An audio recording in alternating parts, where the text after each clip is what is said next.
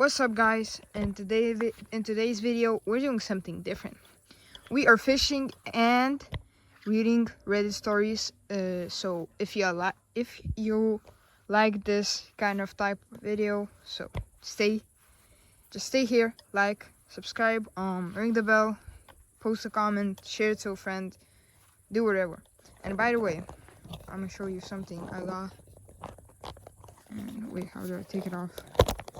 We literally got a tripod, so it will be easy. We're just gonna, this is my chair. I'm gonna put my chair here, put this here, like sit like this.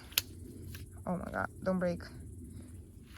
Put it like somewhere here, I think, like this, and you'll see the bobbers. So yeah, we're gonna see. So yeah, I'm gonna put the corn on it and throw it out there, so y'all see.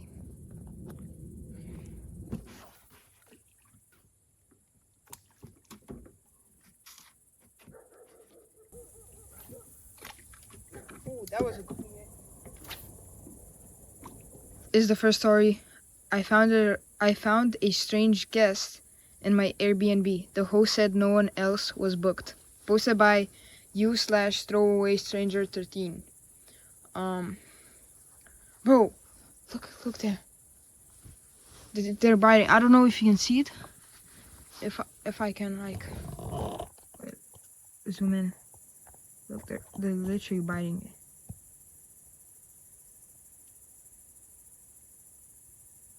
Okay. Let's get back to the story.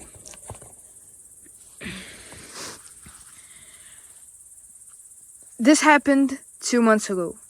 I wasn't going to post about it. I still feel like I'm being watched just thinking about it.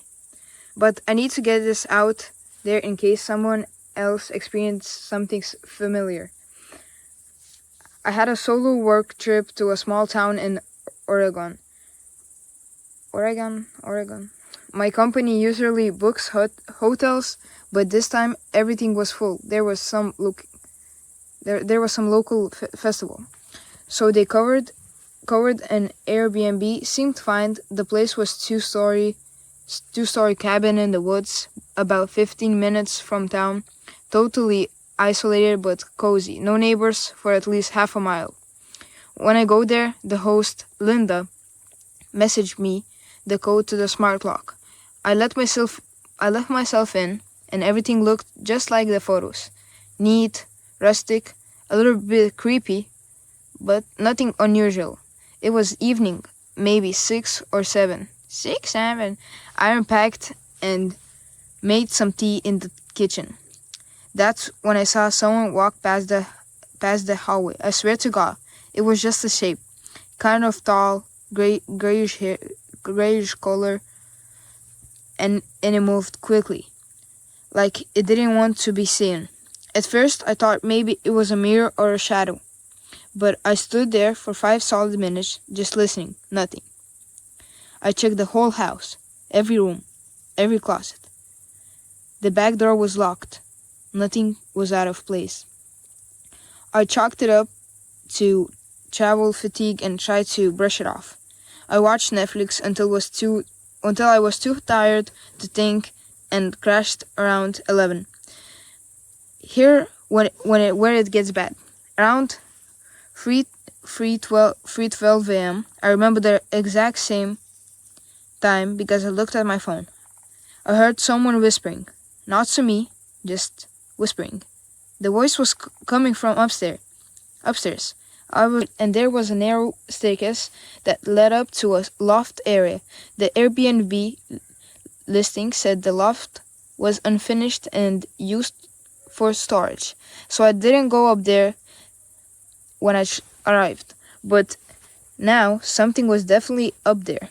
I thought maybe Linda had a cleaning person or relative who forgot I was staying there, still whispering. Not words. I could make out just soft, frantic, back and forth, whispering like someone's arguing with themselves. I texted Linda. Something like, "Hey, is someone else here? I'm hearing voices upstairs." She didn't She didn't reply. I waited 10 minutes, still no response. The whispering stopped eventually, so I tried to sleep again. When I woke up around 7, there was a chair from the dining table placed in the middle of the living room, facing the hallway. I didn't do that. I texted Linda again, this time more firmly. She finally replied, "There shouldn't be anyone else. The upstairs loft is locked and not accessible. I'll call you." She never called. I was supposed to stay 2 more nights, but I noped out. Packed up and drove straight to town. Called my company and asked them to book me literally anywhere else, even if it meant driving an hour away. Before I left, I picked up the staircase. There was a light on. There was a light on in the loft, a dim orange glow. The door at the top wasn't locked. I took a photo on my phone, but it came out blurry as hell. The kind of blur that makes it look like your hand moved. I didn't. And there was a shadow in the photo that wasn't there when I took it. The listing is still up. I just checked it last week. Still 5 stars, still growing reviews. Some mention quirky sounds or a rustic charm that feels like the house has personality. Right. The personality is whispering to itself at 3 a.m.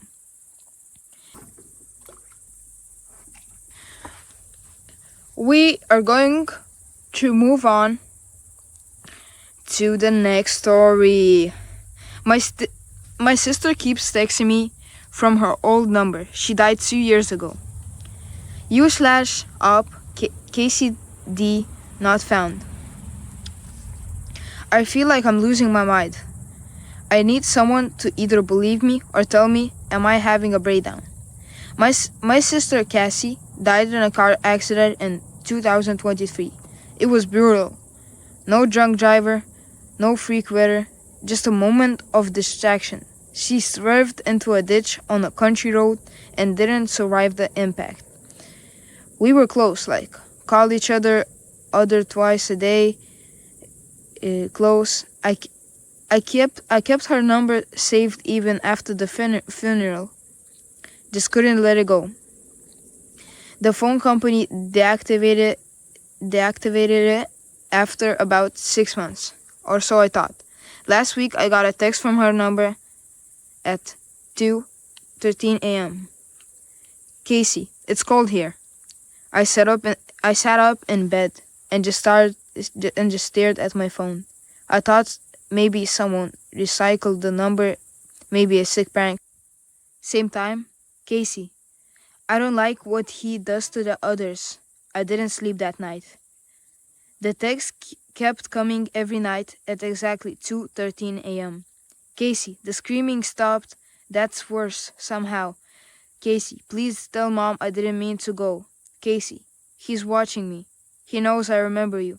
I called the number. It doesn't ring. Straight to voicemail. Just a generic robotic tone. No name, no greeting. No one ever picks up. I contacted the phone provider and asked about that number. They told me it hasn't been reissued. In fact, it's listed as inactive and unsigned. I tried blocking it. It didn't work. Last night, I got a message that made me physically ill. "Casey, you're next." He likes when they grieve. Then a second message, 5 seconds later. "Casey, he's in your closet." I didn't move. I just waited for the sun to come up. Checked the closet this morning. Empty, but the smell, like wet dirt and copper. And something else was off. There was a set of muddy footprints leading away from the door. My apartment is on the 3rd floor, and it hasn't rained in weeks.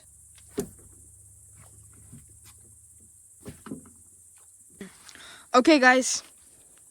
The third story. Okay. I took a job watching security cameras overnight. There's one room I'm not allowed to look at. Needed quick money, took a night shift job as a security guard for a private research facility. Place is deep in the woods. No sign, no name on the building, just Bio A7 on the badge they gave him. I know how sketchy that sounds. Trust me, I was desperate. The guy who trained me was named Ray. Heavy smoker, barely talked. Gave me a 5-minute crash course on the cameras. The building had 12 rooms, all with camera feeds on one monitor. Room 9 had no label, just blacked out on the map. Ray pointed at it and said, "Don't watch room 9. Don't switch to it. Don't ask, it'll know." I thought he was messing with me, but he was pale, dead serious. First few nights were boring. Just scientists walking around, sometimes cleaning equipment. I caught one guy watching weird animal footage, like dozens of snakes crawling over a body. But no one mentioned it.